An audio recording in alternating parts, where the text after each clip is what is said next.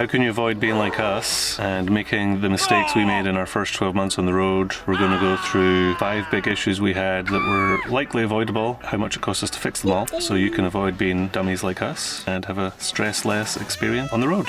We're the Herds: Heather, David, Logan, Cooper, and Manny, aka the Wandering Herd. We started aiming for financial independence 8 years ago so we could work less and travel more as a family. What does that look like? TBD, but for starters it looks something like this.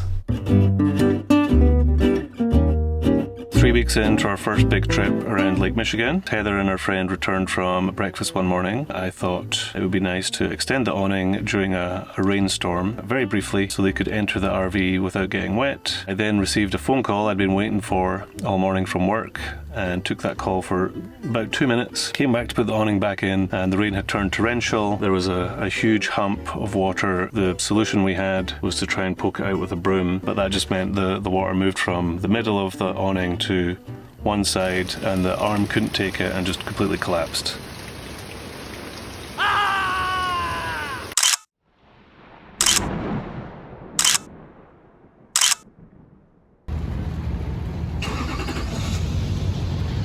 Our repair job.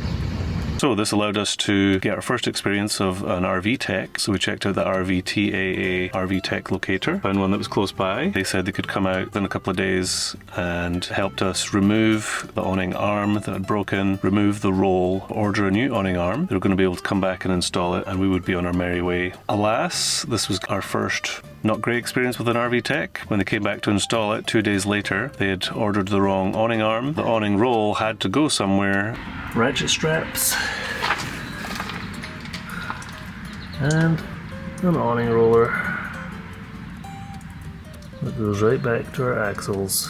And basically carry it all the way around Lake Michigan for the whole summer and then get it fixed when we got back to an RV repair shop. A total cost of $300 labour and $933 for a new awning arm.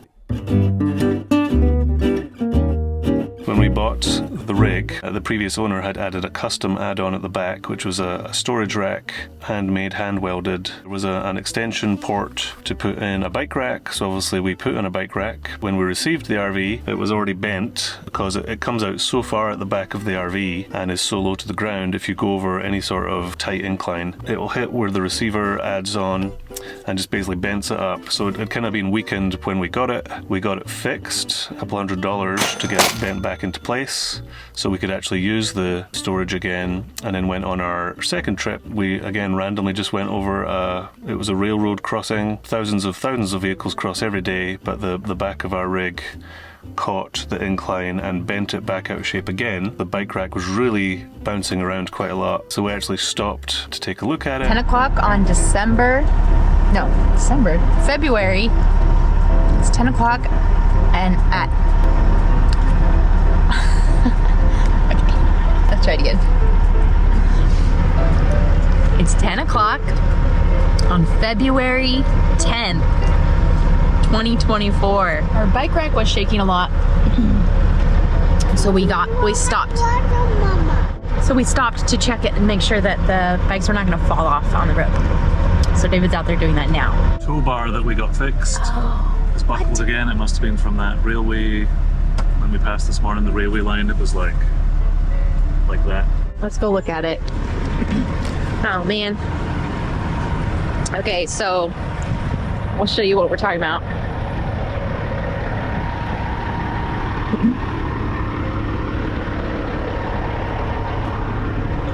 Oh my gosh. Yeah, so we had this fixed just a couple of months ago.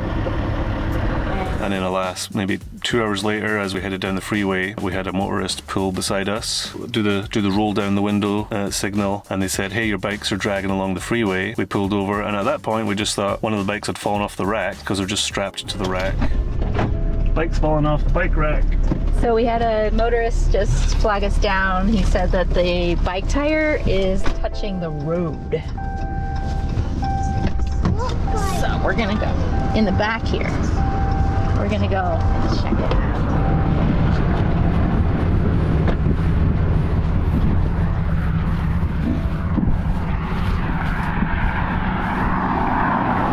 Yeah, this is not ideal. Oh no! Oh my god! Ideal at all. Oh my god. Storage rack was in the process of completely failing and falling off the back of the rig and potentially causing a lot of damage to someone else on the freeway. So we're glad that passerby stopped to let us know. It's taken off now because we decided we were not really using it. If it can't act as a bike rack, it doesn't really have any purpose for us. Could have been a lot worse. The bike rack itself was under the weight for what we had on it. It was really just the bending of the frame twice I think had weakened the welds, and then the bouncing of the bikes up the freeway for a few hours was just really putting too much stress on it.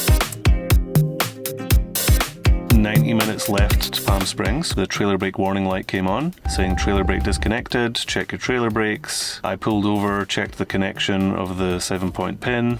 Everything looked fine, so I had to continue on a steady decline into Palm Springs for 90 minutes. And the brakes were working for 70% of the time, but the other 30% there was no brake. It was just the truck braking all 17,000 pounds behind us. Through our trip in California a couple weeks later, we were right next to a trailer repair shop. They said the 7-point pin was fine on its own, so was the connection in the truck, but together there was clearly something that wasn't working, so they replaced the 7-point pin, $120, and then mysteriously that fixed the problem for a couple of months, all the way from California through Arizona, through New Mexico, all the way to Texas, and then randomly the issue came back for no apparent reason. We knew we'd just take it into our repair shop and see what they thought. Right away they thought it's probably a short in the magnets on the brakes themselves that usually happen when you ride brakes too much, so that would explain it. Where it first started was really when I was concentrating on braking down the steady inclines in Arizona, and they fixed it for free as a quick fix. That was a good 2 months of kind of the stress of not knowing why we didn't have trailer brakes. Hey, what's going on? This shit hit the fan. We arrived in Tucson, lazy days, KOA, and the slides wouldn't go out. Which has happened a couple times before, and it's mostly just kind of a battery or a power issue. But we have power, we have battery, and they're non-responsive, so we're currently crammed in a fifth wheel without any slide outs. Contemplating existence, getting the boys to bed, either in Logan's loft or in our bed. We have to split them up and sleep with one each. And not been able to access pretty much anything until someone could figure out what's going on.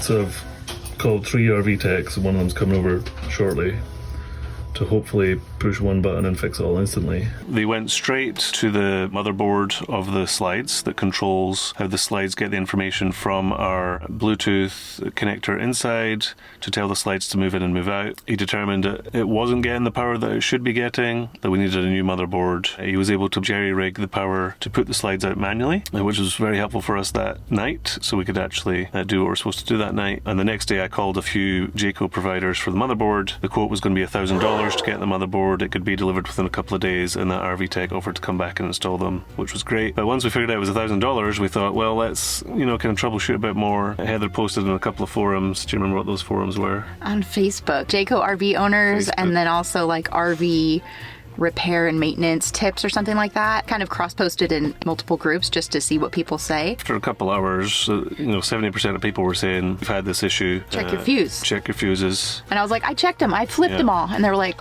those are your breakers. Your fuses are something else. So I was like, oh. And I've just noticed that there's little lights underneath all of these. So those will tell you that one's not good. We replaced the 5-cent fuse and instantly all the slides worked. If you're an RV tech, it feels like that should be an obvious first place. We should have known that for sure, but we were so stressed out and we'd checked the breakers and couldn't figure out what was going on. When we went to leave Tucson, the mid-bunk slide would still not move. The rest of them worked completely fine. All the fuses were good, and we were back to square one, just completely stuck. We could not get the slide to come in, so we called a different RV tech, who was great. Between myself and the RV tech, we kind of brainstormed, hey, the first RV tech was playing around with the motherboard connections. Maybe they connected the mid-slide to the wrong section, and ultimately that's what he'd done. So he'd connected the mid-bunk slide to a button that was not being pressed, so it just wasn't getting any input. it. So we quickly changed a couple of connections and bingo, the mid-bunk slide was now working. Motherboard was fine. So he almost cost us $1,000 on a motherboard that we didn't need. It was a 5-cent fuse was all that needed to be replaced. You know, very grateful for the second RV Tech, but ultimately that first one cost us the cost for that first visit plus the cost for the second visit. So, you know, very nice experiences with RV Techs. I think the moral of the story is troubleshoot the issue on a forum if you have the time for a couple hours, and very likely that other users of your rig are going to have had something happen before, or they're going to say, yeah, that's an issue you need an RV Tech for.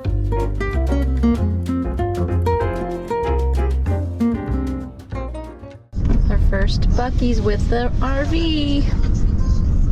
Is there any space? It's so big.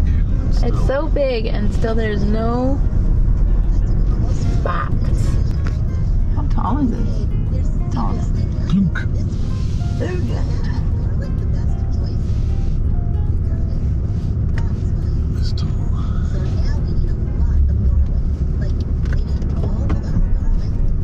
Oh shit. Damn it. It's not the roof. Just hit the...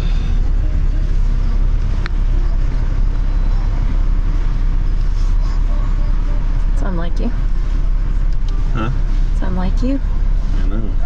I did, I was in about the roof. Oh shoot. So there's a ton of room at BUC-EES.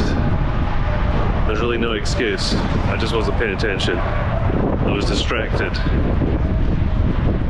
It's been a while since we've not done just a pull through into a truck stop. So I took the corner too tight and damaged our slide. This popped out a little bit as I scraped it all the way along there. So just superficial damage, I think.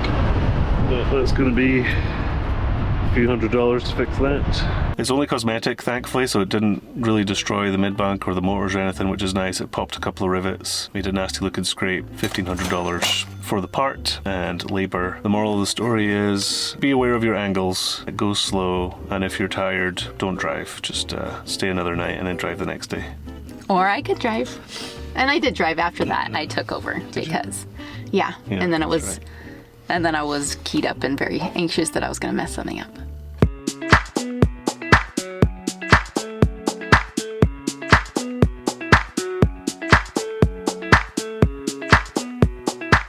Save your awning, don't be chivalrous. I really appreciate the gesture though. When we posted our situation there on Instagram, 50 people have said, hey, that happened to us too. If you've got a bike rack on the back of your RV, maybe what you've got's fine, but just beware. It seems to be a very common issue that those things fail. I think ours was obviously a series of unfortunate events where it had buckled, there was bouncing, it was the second buckling.